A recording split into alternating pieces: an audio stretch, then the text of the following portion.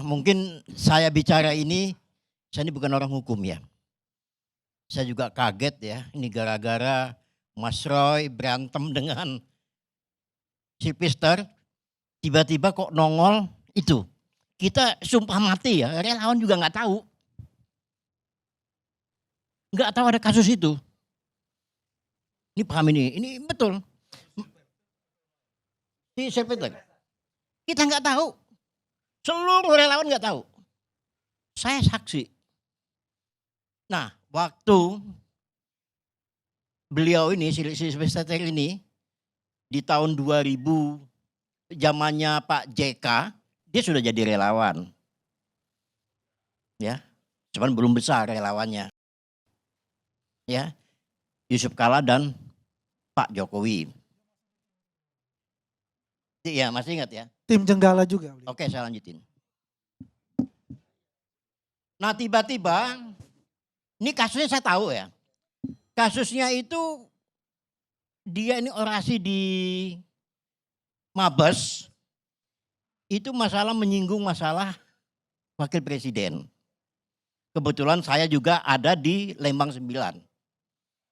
Saya kenal semua itu semua. Saya tuh kayak saudara semua tuh di situ. Nah, Sipiltek belum besar ya pada waktu itu. Terus tiba-tiba saya menganggap itu kasus udah selesai lah. Terjadi musyawarah itu bayar ini saya. Saya tanya, udah nggak ada masalah. Oke. Tiba-tiba saya mendapat berita itu 2019, keputusannya setahun berapa itu?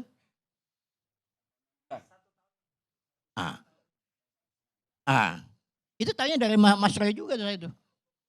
Bukan dari tempat lain. Masalahnya, begitu dapat keputusan, langsung kita Indonesia kena musibah. Ialah COVID. Ini perlu dipertimbangkan. Berani nggak kita bicara masalah hukum di saat COVID? Penjarakan tuh seperti. Nggak ada yang mau tuh pasti. Orang yang di penjara aja dikeluarin kok pada waktu itu. Nggak, orang nggak tahu kasus itu. Kasus Sylvester orang nggak tahu. Saya juga nggak tahu. Makanya nggak ada yang bilang penjarakan Sylvester. Ya enggak, seandainya kalau ada yang tahu, misalnya tahu. Akan ada yang ngomong. Ya, jadi kita bicara hukum kan hukum yang sekarang. Ya, makanya ada yang mengatakan bahwa ini adalah daluarsa. Ya, ada yang mengatakan begitu. Kan 6 tahun. Ini ya saya nggak ngerti hukum ya. Tolong nanti dibahas masalah hukumnya seperti apa. Ya. Si Pister dari zamannya Pak JK dan Pak Jokowi maupun Pak Ma'ruf Amin Jokowi nggak dapat apa-apa dia. Nggak jadi komisaris juga. Komisaris di zamannya Prabowo. Memang nasibnya hanya 1 bulan, 2 bulan kasus ini. Begitu juga Noel. Memang nasib balungnya bukan balung bukan balung orang kaya gitu ya. Noel baru diangkat jadi komisaris. Dibuat sendiri kasusnya. Nah, ini ya. Jadi sebetulnya nggak dapat apa-apa di sana. Nah, kalau saya diangkat sebagai relawan di bawah saya ini, nggak tega dong saya mempenjarakan dia. Dia besarin saya kok. Ya, makanya saya bilang di belakang itu ada siapa? Kan gitu pertanyaannya kan? Saya rasa Pak Yusuf Kalla dan Pak Jokowi jadi kan kita juga ikut mendorong jadi presiden dan wakil presiden. Balas jasanya mungkin sudah lah, ini kan soal kecil ini. Yang penting tuh soal korupsi lah, jangan yang gini-ginian ini. Korupsi itu paling penting gitu sekarang ini. Ya Mas Roy ya. Nah jadi tadi yang juga saya dengar sentingan, bubarkan aja itu relawan. Ya karena abang kita ini di luar jaringan kita. Ya pasti ngomong begitu, termasuk Bung ini. Pak. Karena relawannya Pak Jokowi itu terbagi dua dulu. Relawannya Jokowi itu PDIP dengan relawan murni. Ya kita-kita ini. Nah jadi kalau Anda sebagai relawan murni nggak pantas ngomong kayak tadi itu nggak pantas. Kenapa kita dampingi Pak Jokowi? Pak Jokowi itu nggak punya partai, itu masalahnya.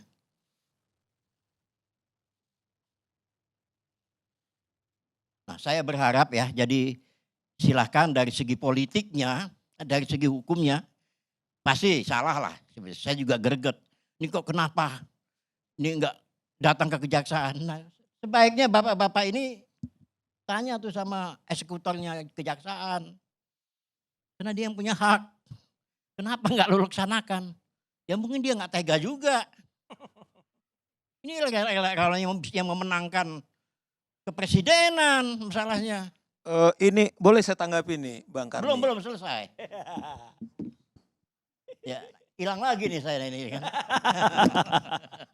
Saya juga mau nanggapin tuh nanti. Iya, justru ini memancing ramai kita, ya kan?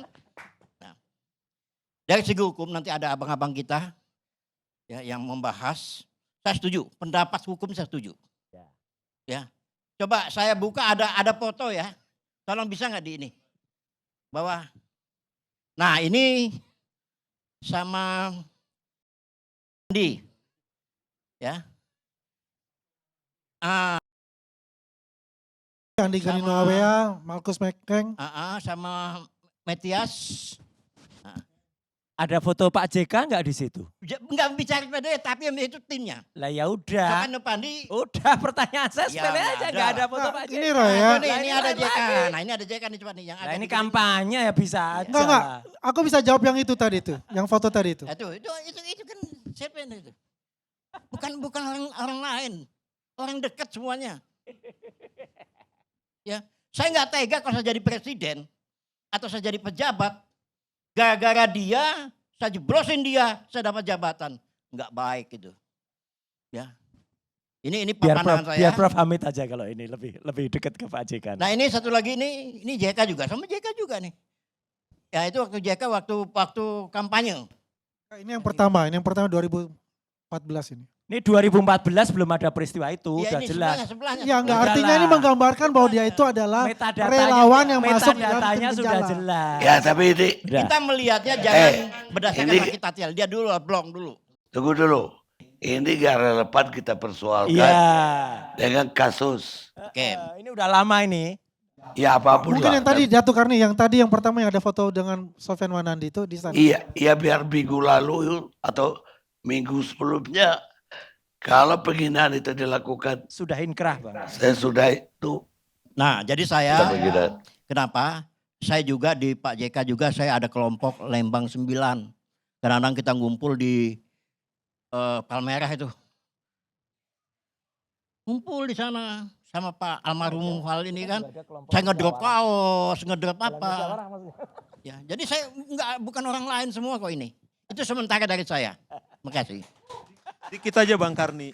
Kan ada pernyataan Norman itu menurut saya yang berbahaya. Enggak, saya harus konsisten menganalisis secara hukum. Karena kan dibilang begini, masa saya tega, dia adalah relawan saya penjarakan, emang ini negara kerajaan. Itu masuk saya man. Cuman kan Norman cukup gentleman, kemudian mengatakan dia tidak tahu ngerti hukum. Tidak ada alasan hukum seperti itu Bang Karni. Oleh karena itu menurut saya juga sahabat-sahabat saya Norman, kita juga ajari juga warga negara itu jadi gentleman. Itu adalah prinsip saya. Saya waktu terus terang aja waktu minta Sambo, kemudian segera dipecat. Ada orang bilang apakah Saur sakit hati. Waktu saya minta premanisme ditumpas, nggak ada.